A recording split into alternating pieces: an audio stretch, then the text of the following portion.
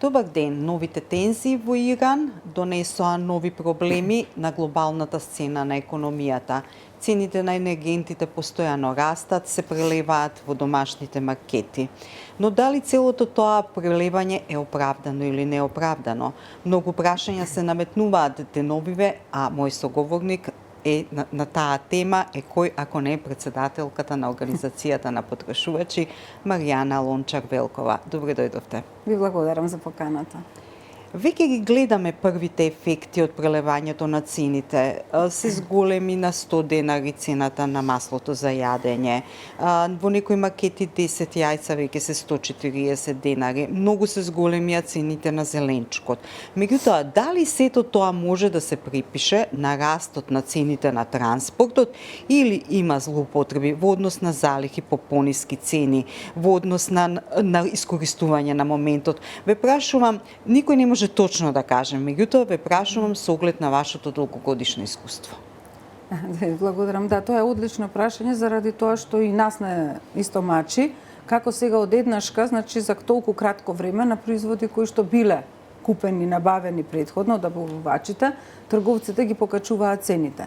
Се правдаат за јајцата нели дека ради тоа што X причини или за зејтинот заради тоа што цената се формирала значи на светскиот пазар. Така да тоа не држи вода, заради тоа што тие ги има тие производи набавено предходно. Значи сега ова се искористува ситуацијата и мислам дека е потребата пак за профит тука приоритетна, со тоа што не викаме дека профитот не е битен, секој работи нели од нив за профит. Меѓутоа и самиот премиер повикуваше нели на малце разум и малце општествена одговорност. Во некои сегменти не се покажа таа општествена одговорност. Ние ги следиме групите на Facebook и на Instagram и на кај што потрошувачите веќе многу се активни. Значи они си разменуваат податоци кој каде производ колку чини, како се покачени производите и не станува збор само за овие производи. Нели има и други производи. Смитаме дека тука има влијание желбата за профит.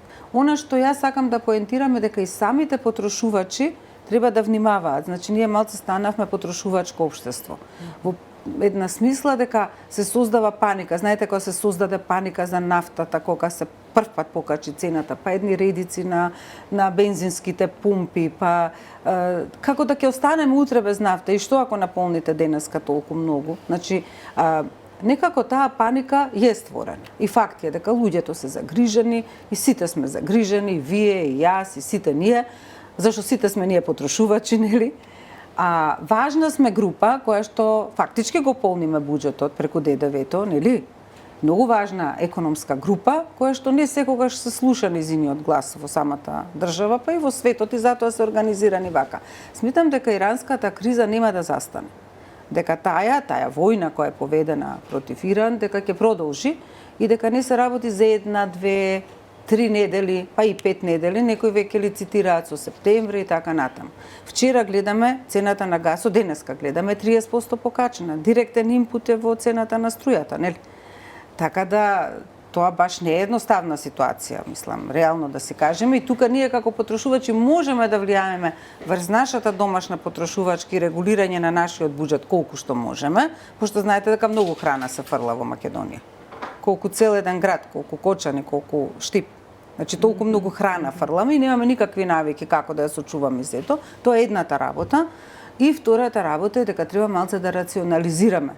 Еве па и бензинот. Трошењето на дизелот ли е, бензинот ли е, како што е, кој каква возило има. Сега зборувам од аспект на потрошувачите, не од бизнис секторот. Тие треба исто така да ја проценат потрошувачката. И да применат други средства за превоз, додат повеќе пеш. Додека трае оваа криза. Трета работа што треба да се, морам да ги споменам и сите нас, нели? Третата работа што треба да се направи владата да излезе со одредени пакети на мерки. Тоа токму сакав да ве прашам. Дали е веќе моментот? Апсолутно. Ние од вчера повикуваме владата да излезе со пакет мерки кои што ќе ни ги прикаже. Значи едниот дел ќе се однесува на ова што ние го баравме, нели, во самите дали ќе се направи трошењето на државните резерви во поглед на нафтата, ами тоа не е бесконечно. После ќе ја набавуваат по поскапа цена, па ќе има влијание уште поголемо, нели? Полош ефект. А не знаеме до кога ќе трае оваа ситуација.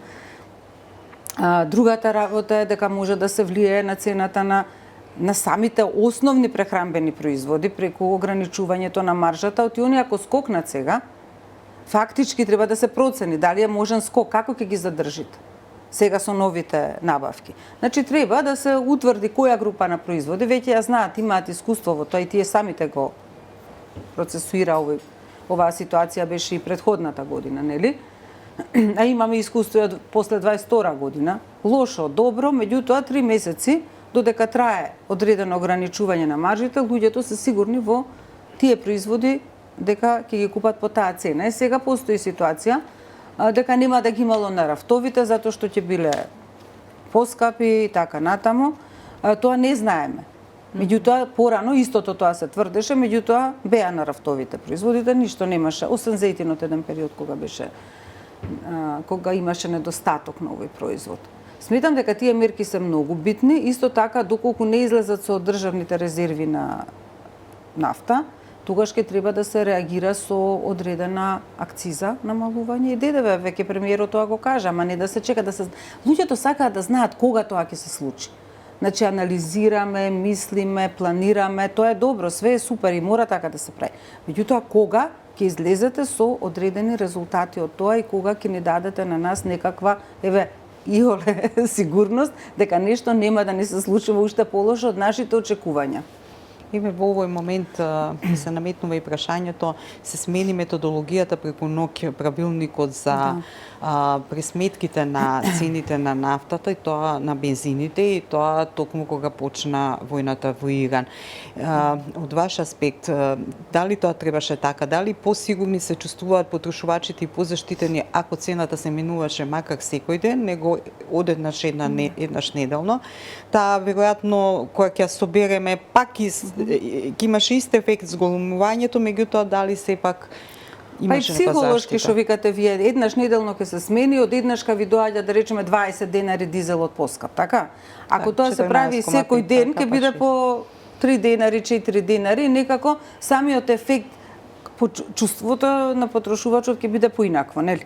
И можно е дека за тие 2-3 денари тогаш ќе се наполни бензин, а не оној ден кога ќе биде 20 денари поскап. И го снема поради тоа. И после го снема. Значи, секако дека треба да се преиспита таа методологија. Ние бевме зачудени како можеше така да се смени и дека треба дневно да се, нели, реагира, односно да се прават проценките. А исто така најголем удар има сега во ранливите категории, оние кои што имаат најмали плати, најмали пензии и така натаму, на нив треба некако со некои пакети мерки исто да им се помогне на луѓето. Не израдува вчера што лековите нема да поскапат, туку се поевтинуваат одредена група на лекови, иако мислам дека Клексан го нема, односно овој што е генеричко име за згручување на крвта. Така да ќе го направат, веројатно ќе го стават и неговата листа.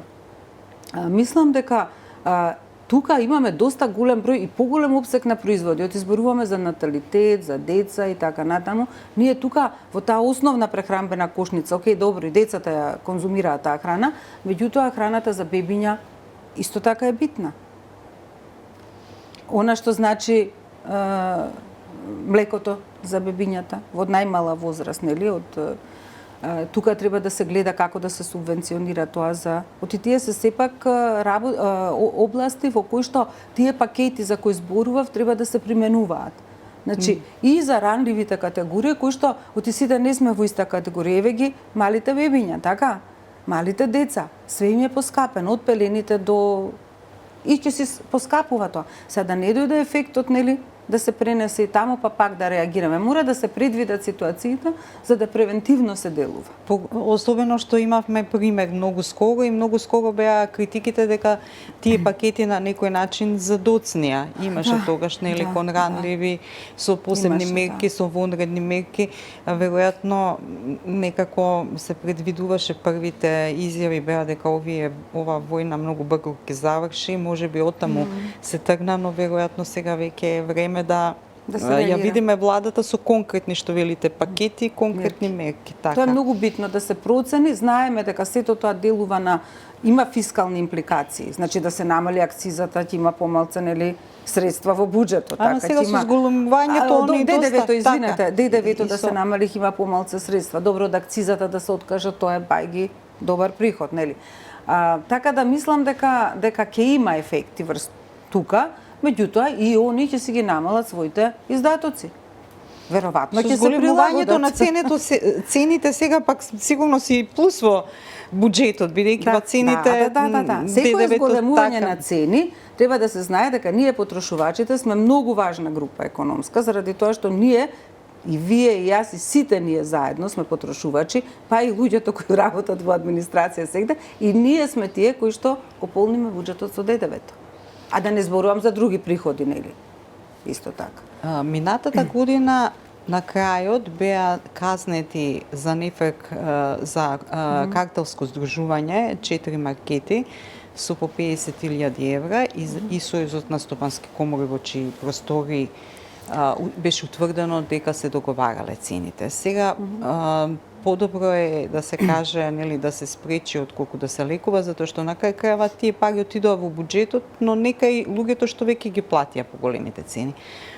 Дали можеби некои други практики надвор од граници или дали е некоја идеја да наметнеме како тоа да не стигнеме пак до тоа? Не знам дали ги уплаши оваа мерка или не. Не верувам дека многу ги уплаши.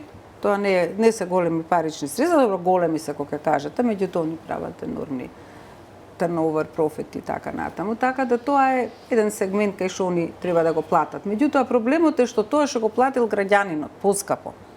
Вие таа темна бројка не ја знаете сега, а они се обвинети за тоа, нели имаат одредено решение од КЗК, од Комисија за заштита на конкуренцијата фактички.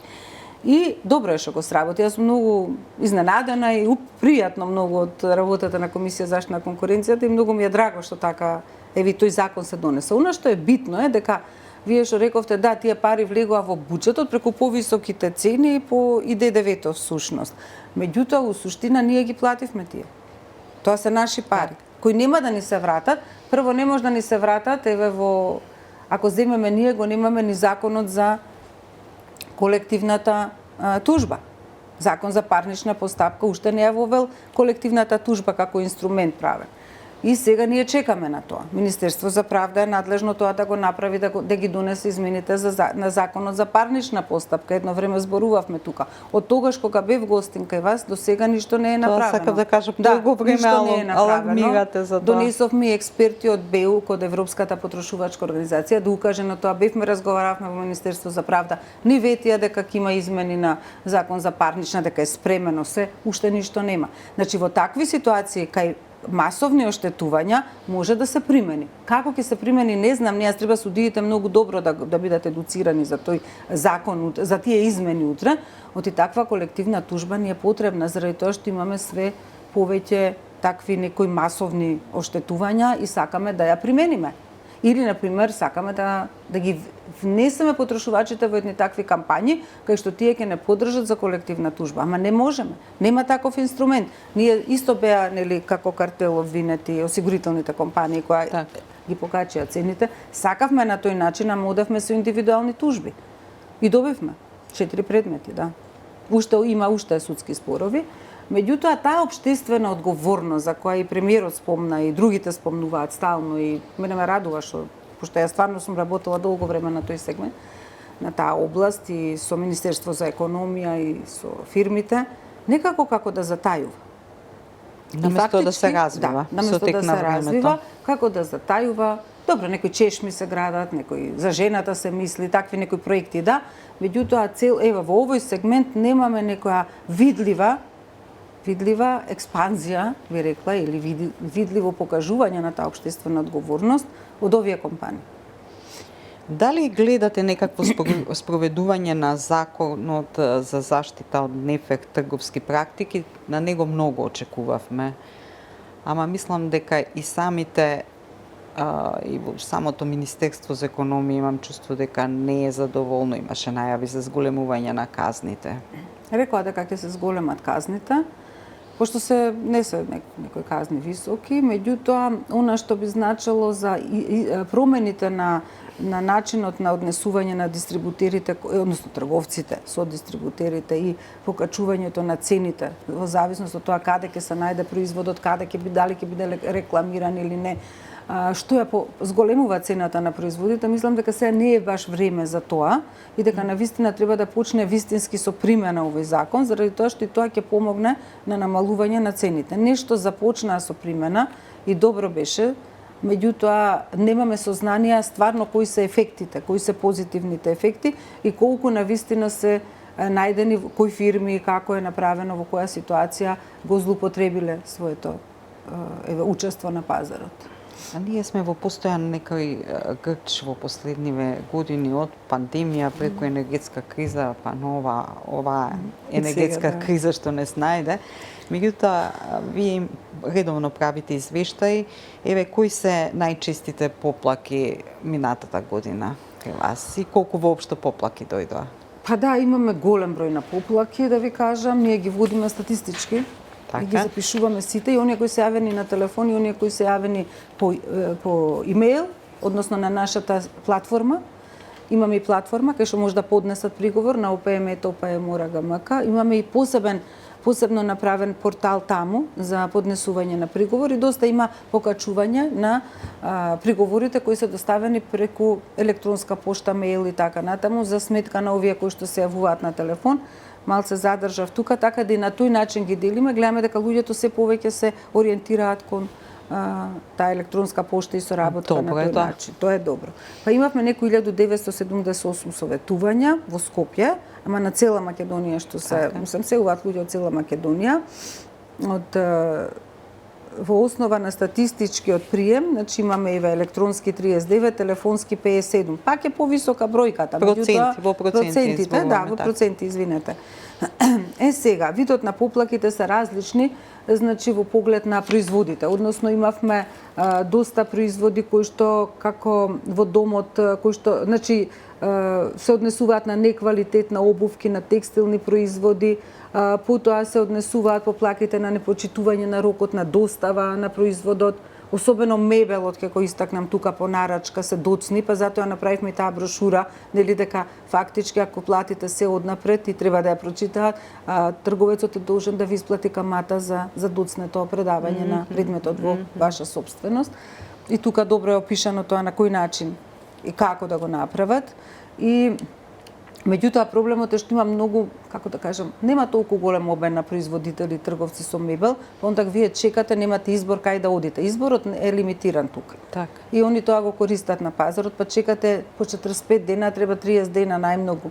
И со договорот го прекршуваат и договорот и така натаму. Тоа беше една од.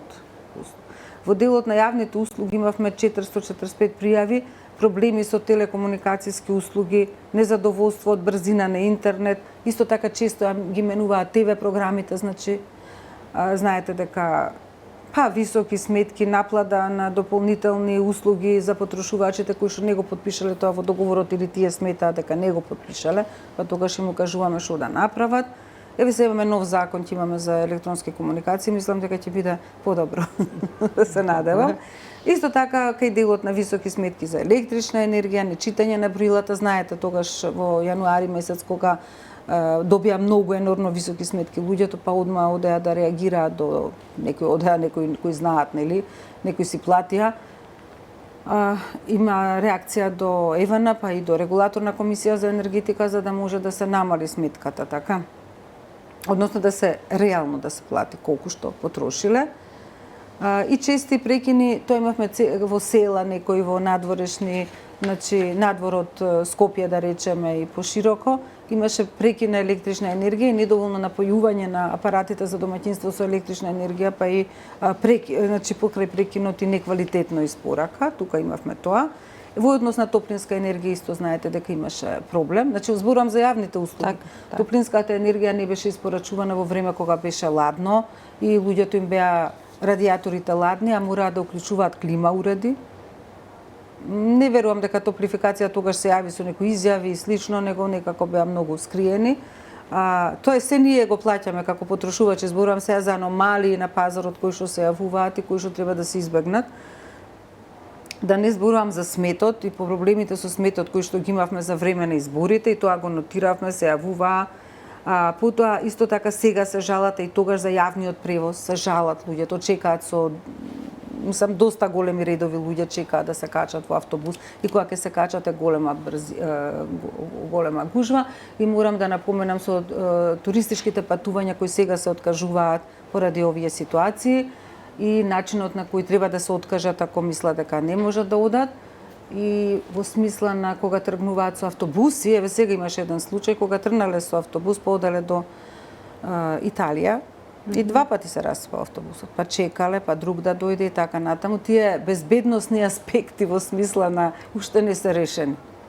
Мислам стварно невидено како може да автобус тргнеш негдека на дестинација кај што чесно си платил да бидеш. И покрај се што видовме што се случи. 8 сати да чеде и покрај се што видовме и као имале техники, ги убедувале луѓето дека имаат технички преглед направено, дека сето тоа е во ред и луѓето што се вратиле од таму си молчат, не даваат приговор, а имаат право за повратна средства за тоа малтретирање.